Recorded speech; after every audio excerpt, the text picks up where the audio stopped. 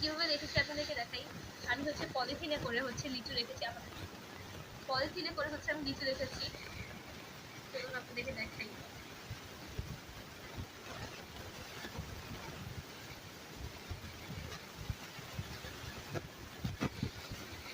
লিচু কিন্তু একদম অক্ষত অবিকৃত অবস্থায় রয়েছে।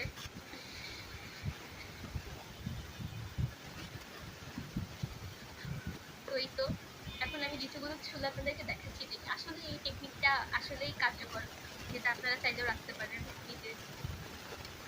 এটা কিন্তু আসলে শক্ত অবস্থায় ছুলতে হবে। এটা যদি আপনারা রেখে দেন 10-15 মিনিট পরে ছুলেন তাহলে কিন্তু আসলে অবস্থা থাকবে না।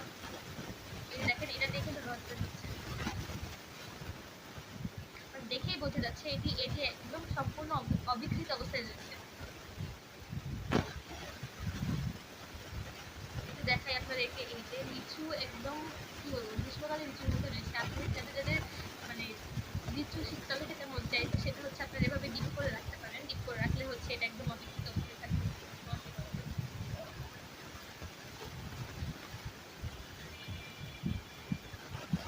এটা কাইন্ড অফ লিচুর আইসক্রিমের মতো লাগছে।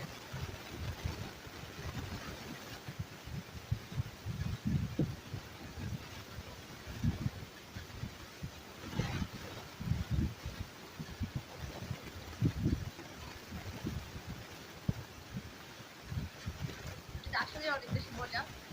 আপনাদের যাদের যাদের মাঝে মধ্যে লিচু খেতে মন চায় সেটা কিন্তু অবশ্যই আপনারা এভাবে লিচু রাখতে পারেন।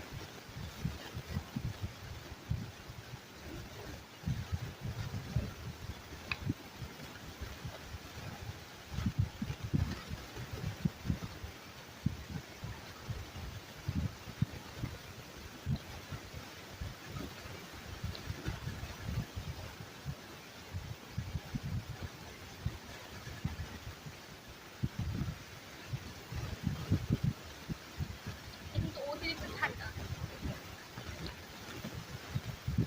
আপনারা যদি লিচু রাখতে চান সেটা কিন্তু অবশ্যই 10-12টা করে ভাগ করে 10-12টা করে ভাগ করে হচ্ছে আপনাকে পলিথিনে করে রাখতে হবে আসলে। নাহলে কিন্তু মানে একসাথে করলে আপনি কিভাবে আসলে ওটা মুক্ত করবেন আলাদা আলাদা ভাবে, ওটা বেশি জটিল হয়ে যায়।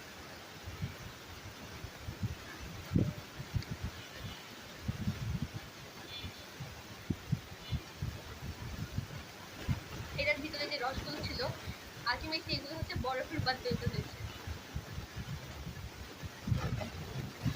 আপনারা যদি এগুলো ধৈর্য সহকারে চুষে চুষে খান এটা আসল এটা রিয়েল টেস্ট টেস্ট পাবেন আপনারা।